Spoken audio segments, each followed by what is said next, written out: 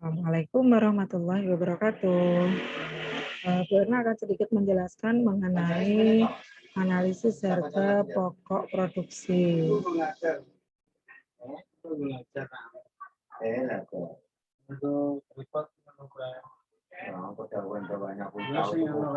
Aku tahu tuh kunjungan dari Sogowo no. Sengkene iso diputer ngono kan. Iki coba. Ngene tok awe. Nanti puter ngene iki iso kecuali iki ya.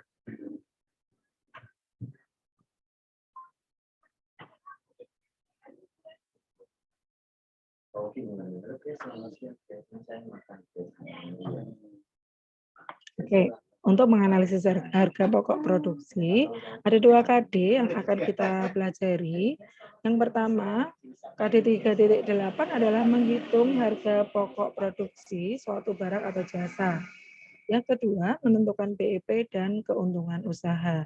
BEP itu break even point atau titik impas, serta keuntungan usahanya. Keywordnya bisa dibaca. Kemudian untuk jenis usaha dalam administrasi perkantoran, mungkin untuk hal ini bisa ada pengembangan dalam jual beli komputer misalnya, jual beli laptop, jual beli ATK atau yang lainnya. Kemudian peta konsepnya ini, analisis harga pokok produksi dan pemasaran produk. Di sini ada 2 yang akan kita pelajari. Yang pertama, menentukan harga jual produk. Kemudian yang kedua, melaksanakan strategi pemasaran produk. Nah, untuk bab yang pertama ini nanti menentukan harga jual produk, yang kita pelajari adalah teknik menentukan harganya, kemudian strategi dalam menentukan harga jual, menetapkan HPP, dan menganalisis BEP dalam produk. HPP itu harga pokok penjualan, harga pokoknya berapa nanti akan kita jual berapa, untuk mendapatkan laba yang kita inginkan. Kemudian kalau BEP itu adalah break even point atau titik impas. Titik impas itu satu titik di mana kalian tidak mendapatkan keuntungan sama sekali, tapi juga tidak mendapatkan kerugian. Kalau bahasa kita itu bak, Bu. Misalnya dalam usaha kok saya modalnya 10 juta. Kapan saya mendapatkan kembali uang saya 10 juta?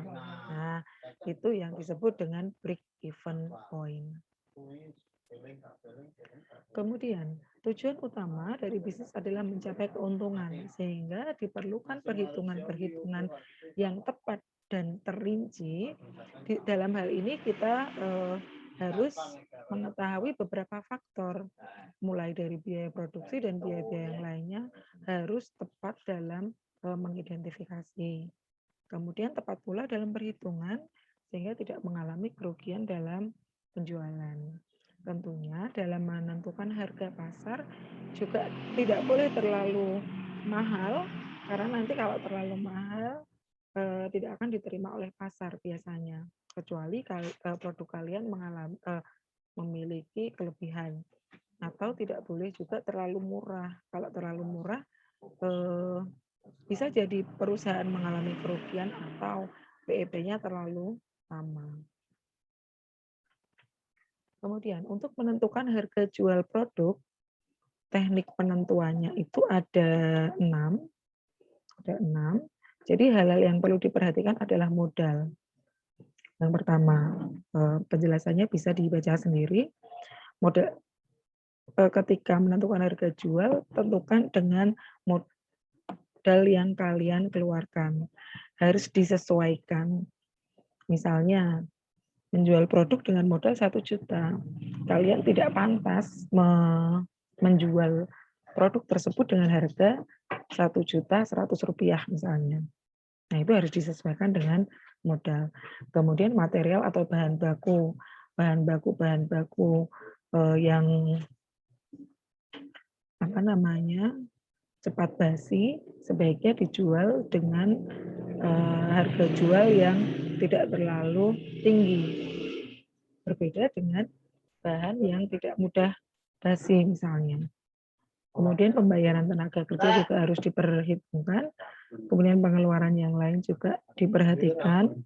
Kemudian kelebihan-kelebihan produknya. Nah, di sini untuk yang produk yang memiliki kelebihan bisa kita up pengambilan keuntungannya sehingga mendapatkan hasil yang lumayan. Kemudian persentase profit nanti bisa dibicarakan kira-kira berapa keuntungan yang akan kalian inginkan. Kemudian dalam strategi penentuan harga produk ada yang berdasarkan biayanya atau cost based pricing. Di sini ada 3, biaya harga biaya plus. Jadi dari modal ditambahkan labanya saja, kira-kira kamu pengen labanya berapa. Kemudian harga markup. Harga markup biasanya di sini kita tentukan berdasarkan persentase. Misalnya kok saya punya modal saya 1 juta, saya ingin ambil keuntungan 20%, berarti harga belinya 1 juta ditambah 20% dari 1 juta, atau 200.000, berarti harga jualnya menjadi 1.200.000. Kemudian harga break even. Harga break even ini ditentukan dengan harga jual yang berdasarkan pada permintaan pasar, dengan memperhitungkan biaya-biaya yang dikeluarkan. Perusahaan dikatakan break even jika penerimaan sama dengan biaya yang dikeluarkan. Tadi yang sudah Bu Erna jelaskan, jadi ada titik impas di mana biaya yang kita keluarkan sama dengan laba yang kita dapatkan. Sehingga untuk penjualan berikutnya baru bisa kita ambil sebagai keuntungan perusahaan. Kemudian penetapan harga berdasarkan harga kompetitor. Harga kompetitor itu harga pesaing. Ketika barang yang kita keluarkan itu sudah ada di luar, sudah ada pesaingnya, kita ketika dalam menetapkan harga tidak sembarangan. Misalnya kalian bikin mie instan, di luar harga mie goreng hanya Rp3.000. Kemudian kalian memproduksi mie instan modalnya Rp2.000. Kalian pengen mendapatkan keuntungan 100%, bisa nggak jual Rp4.000? Sebetulnya bisa. Tapi kita lihat dulu kompetitor yang sudah ada di lapangan. Ketika mereka jualnya hanya Rp3.000, kalau kita produk baru sebaiknya jual di bawah Rp3.000. Nah, itu yang disebut penetapan harga berdasarkan harga kompetitor.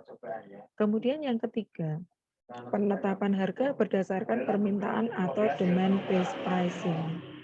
Nah, penetapan harga ini berdasarkan persepsi konsumen terhadap value yang diterima. Caranya adalah dengan meminta konsumen memberikan pernyataan berkaitan dengan kualitas produk. Nah, misalnya kalian punya produk baru, kemudian ditawarkan ke konsumen, kemudian mereka diminta mencoba, kemudian kalian menawarkan kira-kira kalau saya jual dengan harga segini, menurut Anda bagaimana? Nah, itu penetapan harga berdasarkan permintaan atau demand based pricing. Kemudian yang ketiga, penetapan harga pokok produksi. Harga pokok produksi ini dimiliki oleh perusahaan manufaktur atau perusahaan yang memproduksi suatu barang atau jasa. Di perusahaan manufaktur ini, tujuan penetapan harganya, 1, agar dapat memenangkan persaingan pasar, 2, menentukan penawaran harga jual suatu kontrak penjualan, 3, menghitung nilai persediaan barang jadi, 4, dasar dalam menentukan harga jual, dan 5, menghitung harga pokok penjualan. Kemudian tujuan perhitungan harga pokok produksi bisa dibaca sendiri ya. Dalam metode pengumpulan harga pokok produksi ada job order costing, kemudian ada proses costing, bisa dibaca sendiri, kemudian nanti kalian bisa buat perbandingan. Kemudian langsung saja unsur-unsur biaya produksi. Biaya produksi suatu perusahaan, misal kalian ingin membuat perusahaan di bidang produksi makanan siap konsumsi. Misalnya di sini donat. Kalian pengen memproduksi donat. Yang perlu diperhatikan adalah 1, biaya bahan baku. Kemudian biaya tenaga kerja langsung. Biaya tenaga kerja langsung itu maksudnya biaya karyawan ketika kalian membutuhkan karyawan. Ketika belum membutuhkan karyawan, tenaga kalian juga tetap harus dihitung. Karena nanti suatu saat ketika perusahaan membesar, kalian memerlukan bahu karyawan untuk membantu dalam pengerjaan produksi tersebut. Kemudian ada biaya overhead pabrik atau biaya tak langsung atau biaya penolong. Contohnya biaya tenaga kerja tak langsung. Biaya kerja tak langsung di sini misalnya tenaga-tenaga tambahan, misalnya tukang listrik, tukang ledeng, kemudian tenaga kerja yang lainnya ketika ada produksi tambahan, kita memerlukan tenaga mereka, reparasi dan pemeliharaan, biaya yang timbul akibat penilaian aktiva tetap, biaya timbul akibat berlalunya waktu, dan biaya-biaya overhead yang lainnya. Kemudian dalam menentukan HPP, di sini ada absorption costing atau full costing. Seluruh biaya produksi tanpa memperhatikan termasuk biaya tetap atau variabel. Jadi untuk full costing ini semua biaya dijadikan satu, dijumlah semuanya.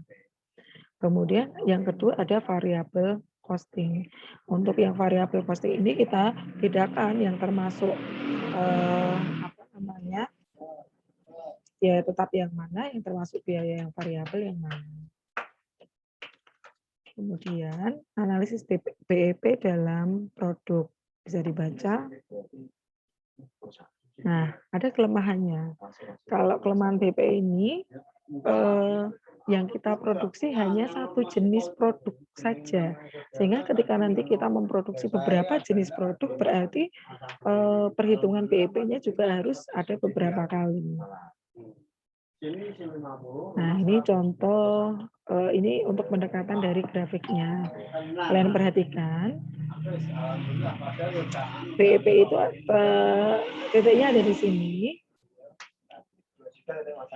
merupakan terjadi antara titik persilangan antara garis penghasilan penjualan dengan total biaya. Ketika penghasilannya sama dengan biaya yang dikeluarkan, maka kita akan mendapatkan BEP ini atau break even point. Kalau penjualannya, ini lihat, penjualan itu yang garis kuning. Penjualan ketika di bawah BEP berarti dia masih rugi. Ketika sudah di atas BEP berarti dia mengalami laba. Biaya totalnya adalah biaya tetap ditambahkan dengan biaya variabel. Rumus pendekatan BEP berdasarkan grafik tersebut bisa kita gambarkan dengan ini, tapi nanti kita akan menggunakan rumus yang lain ya. Nah, rumus perhitungan BEP kombinasi kita dapatkan BEP per unit adalah total biaya tetap dibagi dengan harga jual dikurangi biaya variabel per unit. Sedangkan BEP dalam rupiah adalah total biaya tetap dibagi dengan 1 dikurangi total biaya variabel. Nah, untuk slide ini selesai.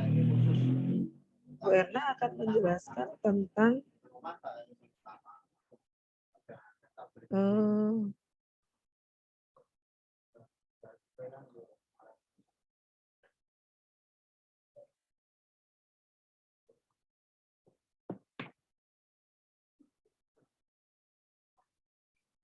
contoh penentuan harga jual.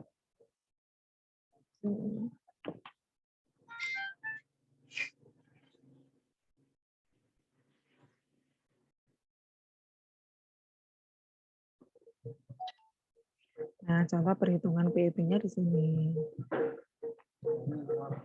Rumus break even point. Rumus BEP dalam unit adalah fixed cost dibagi dengan price atau harga per unit dikurangi dari variable cost per unit. Ya, ini keterangannya di bawahnya ada ini. Kemudian BEP dalam rupiah Rumusnya adalah fixed cost dibagi 1 kurangi variable cost per sales volume atau penjualannya. Atau secara lebih gampang, BEP rupiah sama dengan BEP unit dikalikan harga jualnya. Nah, contohnya ini. Diketahui PT Yearsekon memiliki usaha di bidang alat perkakas martil dengan data sebagai berikut. Kapasitas produksinya sekian, dan seterusnya. Nah, fixed cost-nya kita lihat. Overhead pabriknya 60 juta, biaya distribusinya 65 juta, kemudian administrasinya 25 juta, sehingga kita dapatkan total fixed cost-nya 150 juta. Kemudian variabel cost-nya kita tentukan. Biaya bahannya sekian, tenaga kerjanya sekian, overhead pabriknya sekian, distribusi dan lain-lain, administrasinya sekian, total variabel cost-nya 250 juta. Oke, kapasitasnya 100.000 unit. Harga jual per unitnya Rp5.000. Total penjualannya adalah 100.000 kali Rp5.000, jadi 500 juta.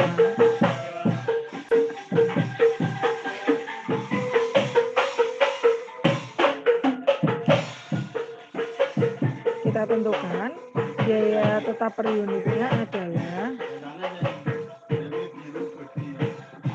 sekian, variabelnya sekian. Untuk mencari biaya mencari BEP dalam unit berarti 150 juta dibagi dengan 5.000. 150 juta itu nih fixed cost-nya ya. 150 juta dibagi harga jualnya Rp5.000 dikurangi variabel cost per unitnya adalah 2.500 dari sini. Ini variabel cost-nya 2.500 per unit, sehingga 2.500 dari sini. 5.000 ini adalah harga jualnya. Nih, ini harga jualnya. Sehingga kita dapatkan 60.000 unit. Maksudnya apa? Ketika saya sudah memproduksi 60.000 unit martil, berarti sudah mencapai BEP.